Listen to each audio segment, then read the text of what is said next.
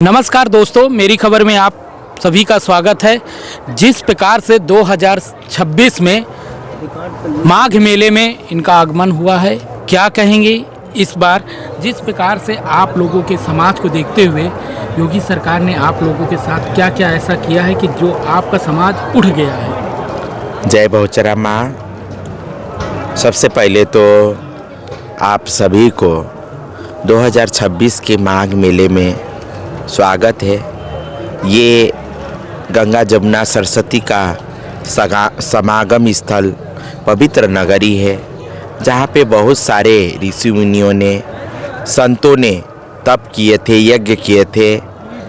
ऐसे ये पवित्र धरती है। इस माघ मास में बहुत सारे हमारे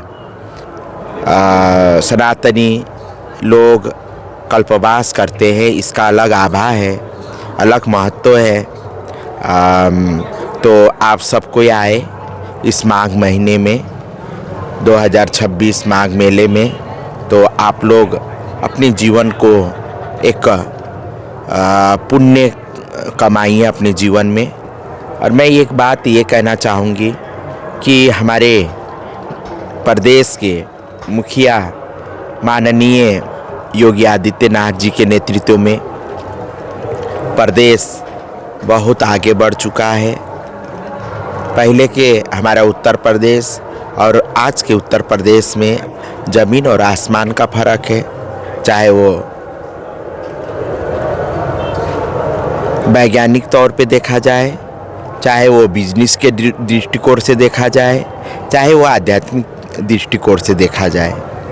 अभी देखिए 2025 का जो महाकुंभ है, एक विश्व में एक अलग इसका पहचान पूरा भारतवर्ष को दिलाने का काम किया है। और पूरा विश्व में 2025 का माघ मेला चर्चा के विषय बना था। जो देश के लोग नहीं जानते थे हमारे भारतवर्ष को, वो लोग भी जानने लगे इस महाकुंभ के वजह से 2025 से।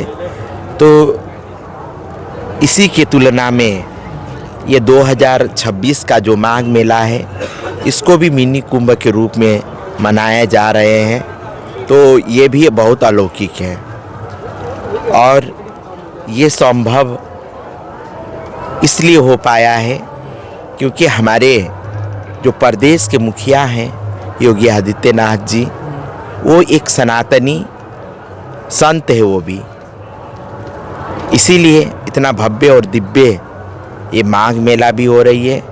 तो मैं बहुत बहुत आभार व्यक्त करती हूँ और मेरे पास शब्द नहीं है उनके लिए। और जैसे आपने पूछा कि किन्नरों के लिए क्या कर रहे हैं और किन्नरों को किस स्थान पे लाके रख दिए, तो मैं यही कहूँगी कि पूरा किन्नर समाज का उत्थान हुआ है। आप पहले देखते थे किन्नरों को, कहीं भी देखते थे कि है के नज़रिया से देखा जाता था, मगर हमारे प्रदेश के मुखिया के नेतृत्व में किन्नर समाज का भी उत्थान हुआ है और किन्नर समाज भी मुख्य धारा में आ गए हैं।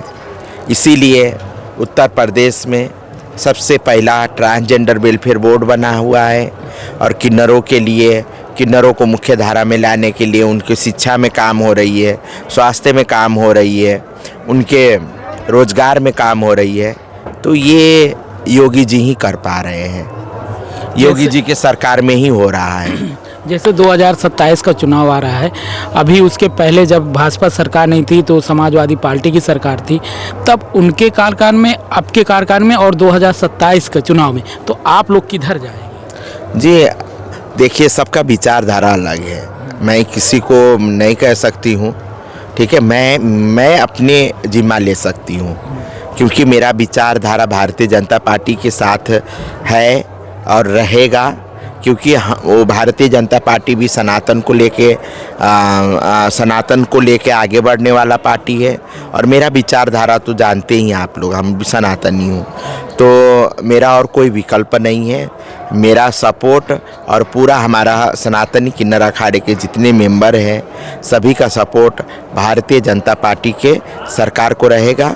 और हम लोग दिल से दुआ भी देंगे और गंगा मैया से कामना भी करूंगी फिर से 2027 में भारतीय जनता पार्टी का सरकार बने तो हमारा देश सुरक्षित है भारतीय जनता पार्टी की सरकार में। बिल्कुल सही बात है। जिस प्रकार से अभी आप देख रहे हैं बांग्लादेश में हिंदुओं के ऊपर काफ़ी ज़्यादा अटैक हो रहा है, तो ये क्या इसको किस नज़रिए से देखती हैं और क्या कहेंगे, सरकार से क्या अपील करेंगे? बहुत ही निंदनीय काम हो रही है, मानवता शर्मसार हो रही है। अभी ये घटना कोई मुसलमान के साथ होता, ईसाई के साथ होता तो विपक्ष वाले कितने आवाज़ उठाते। आज विपक्ष के मुंह में टेप लगा हुआ है।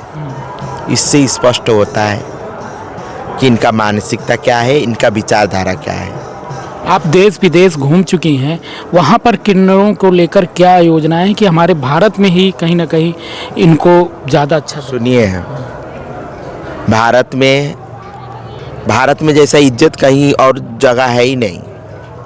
और जगह तो सेक्स वर्कर के नज़र से देखते हैं किन्नरों को।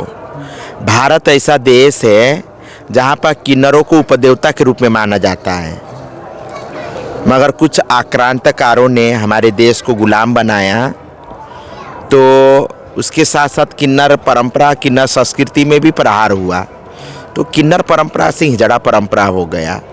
तो इसकी वजह से हमारा जो हम लोग को उपदेवता के रूप में जो पूजा जाता था वो आके आज हिजड़ा परंपरा हो गया है ना। तो इस तरीके से ये हमारे परंपरा का, हमारे संस्कृति का पतन हुआ। मगर आज भी देखिए, समाज में दो पक्ष होते हैं। एक बहुत आस्था के साथ हमारे पैर छूते हैं, हम लोग से आशीर्वाद लेते हैं। एक पक्ष ऐसे हैं कि जो मजाक उड़ाते हैं।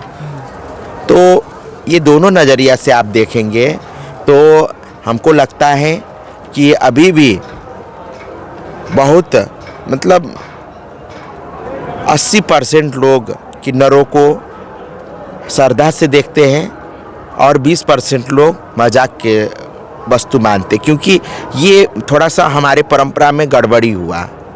ये मुग़ल आए, अंग्रेज़ आए, इन्होंने हमारे संस्कृति, किन्नर संस्कृति पे प्रहार किया, इसलिए ये पतन हुआ इसके कारण से। मगर आज भी 80% लोग किन्नरों को इतना अच्छे से देवता के तरफ पूजते हैं। तो ये भारतवर्ष में ही हो सकता है, सनातन में ही हो सकता है, और कहीं ना ईसाई में होगी, ना मुस्लिम में होगी, ना और कोई देश में हो सकता है। तो इसीलिए मैं कहूँगी कि आने वाले समय में हमारे योगी आदित्यनाथ जी का फिर से मुख्यमंत्री बने। उनके हाथ में हमारे प्रदेश बहुत सुरक्षित है और बहुत विकसित है। तो मैं चाहूँगी कि उनको बार बार हम देखना चाहूँगी कि वो मुख्यमंत्री बने। अच्छा, एक लास्ट सवाल है आपसे कि अदर देश में जो किन्नर समाज है उनको उस प्रकार से वहाँ पर मान सम्मान नहीं मिल पा रहा है, तो उनसे क्या अपील करेंगे आप यहाँ हिंदुस्तान और प्रयागराज की धरती में बैठकर शायद उनके तक ये वीडियो पहुँचे? अदर कंट्री में किन्नर शब्द ही नहीं है, उनको ट्रांसजेंडर बोला जाता है। ट्रांस और जेंडर मतलब क्या है? एक पुरुष से महिला बनने वाले इंसान को ट्रांसजेंडर बोलते हैं, एक महिला से पुरुष बनने वाले को ट्रांसजेंडर बोलते हैं, ठीक है ना। तो ट्रांसजेंडर शब्द ही अलग है। ट्रांसजेंडर, किन्नर एक परंपरा है। किन्नर क्या है?